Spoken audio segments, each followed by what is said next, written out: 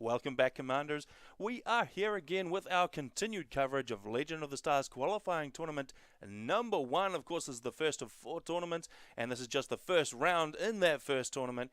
And, well, we have got a lot of Supreme Commander coming up. So, get your seatbelts on and get ready for some more 1 versus 1 action. This time, we are going to go with Skwoll versus ZLO, so we're still in that first round there. We can see down the bottom, Skwoll taking on ZLO.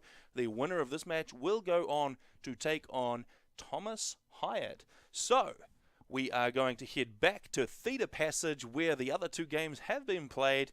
Well, we are in for some more spam, but, well, what do you expect?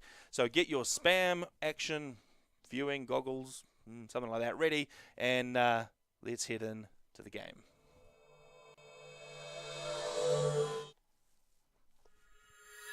And there we go.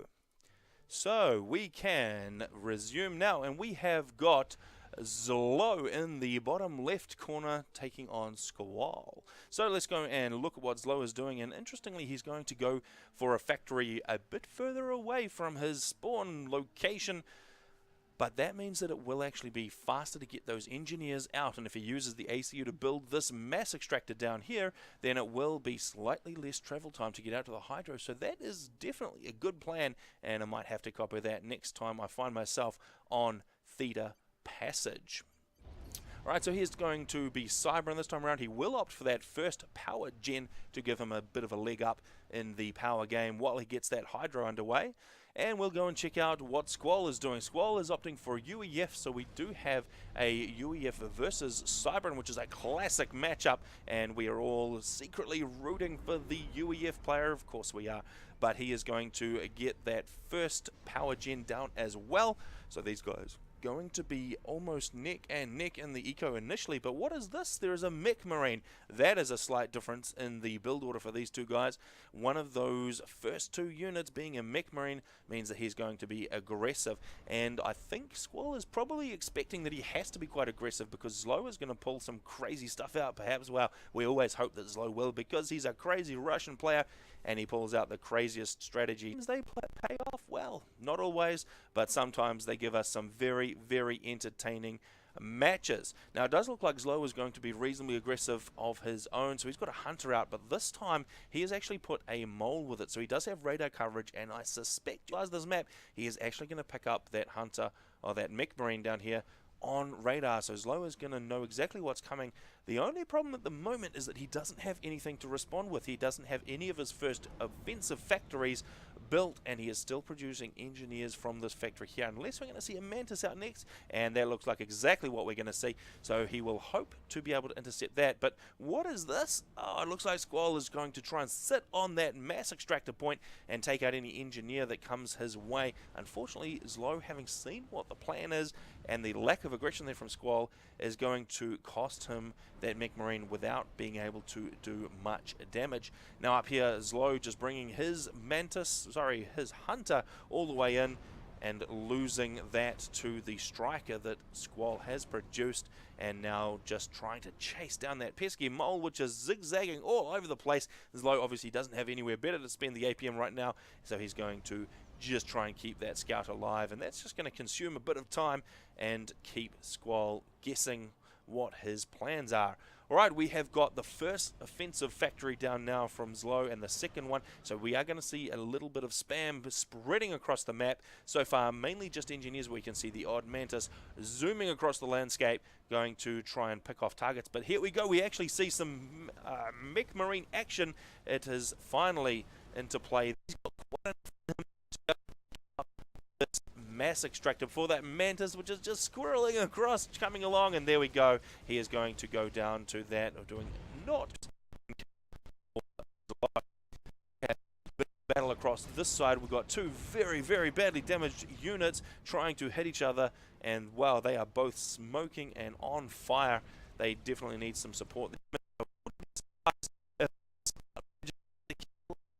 Not going to happen. That gets picked up by these other strikers rolling down this way. This is very lucky. Those friends of the striker are going to help him.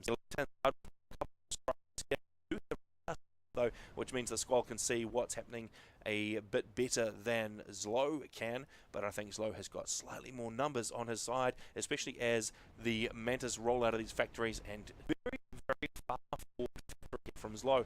I am imagining that is probably in anticipation of some wreck fields which need reclaim from attack orders, and that will be very handy to far up towards the front lines. But of course it is a bit of a risk that it may get taken out and you lose that investment. We do have the two ACUs in close range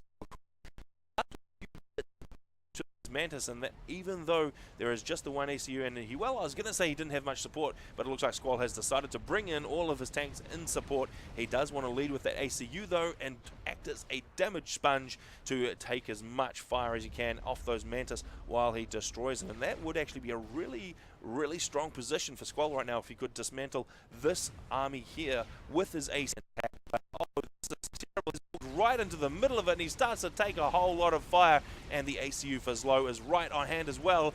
This could be a very, very short game because that is massive, massive amount of fire, and he is not going to be able to withstand that for long. He brings in the tanks that he has, but there's just not the numbers there for Skwoll to be able to do it. He's bumping off his own tanks, and he's going to sacrifice those guys to try and keep his ACU alive. It looks like ZLO's probably not going to pursue at this point because he doesn't know how much support there is coming in for Skwoll, but it looks like we can see, in fact, Skwoll does not have much support at all. And what is going on there? We have got a just about empty mass bar. We've got 25 mass per tick compared to the 19 of ZLO, but Skwoll just struggling to get the numbers at the front line there to be able to do the work. And we do have a bomber out from ZLO as well, so that's a very nice touch. There is so far no air response at all, I don't think. No, there is no air factory whatsoever there for Skwoll, so he will have to build some ground-based AA to have any chance of combating that. But that bomber is just going to sit there and drop all over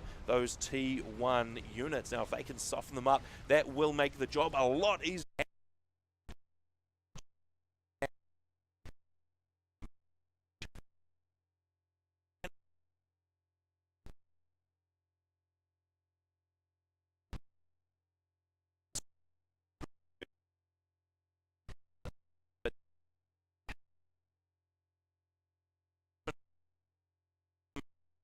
From the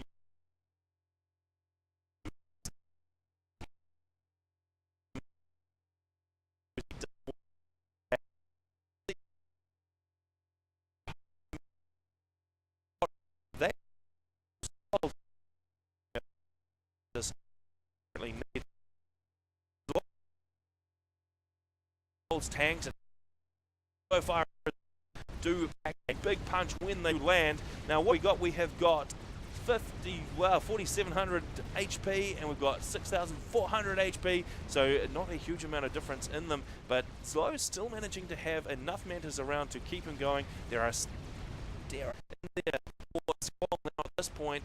But what is happening with Skwoll's eco? He has lost all of his eco to raiding units across the side. We look at all these mass points and they're all absolutely vacant.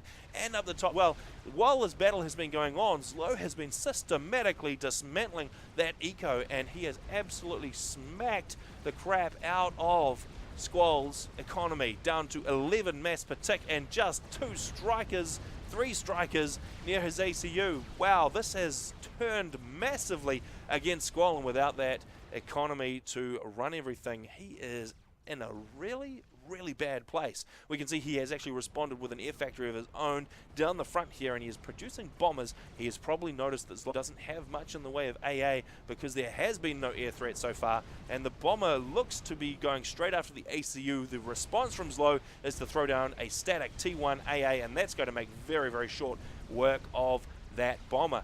Meanwhile, the bombers from ZLO continue to make themselves known, and that ACU just taking a few more hits. He's still up in the yellow, 6,200 HP, but I don't know how much he can do with that because he is taking fire from the bombers. He doesn't have a lot of support, and there are raids all over the place. So ZLO, despite having a massive eco disadvantage, I should say, to Skwoll for a big chunk of the game, he has turned that into an absolute victory. And we look at the number of green units all over the map right now, and there is going to be no way out of this for Skwoll. There is no coming back from this many Mantis chasing down your ACU, who is well down into the yellow and will shortly be into the red. Meanwhile, you're taking bombs to the top of your head. That is not a good place to be.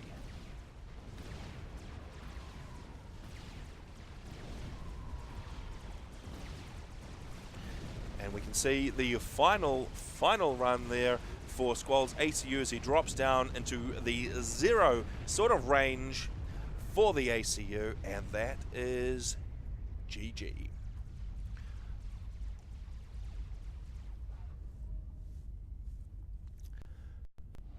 Wow, I am really impressed with the way ZLO managed to pick up that game from the, well, lack of eco that he had. He was really struggling for a long time against the eco powerhouse that Skwoll had, but wow, that just didn't go well, even though he was under so much pressure on the front lines, managing to find all of those units to go on raiding parties to dismantle the eco for Skwoll. Wow.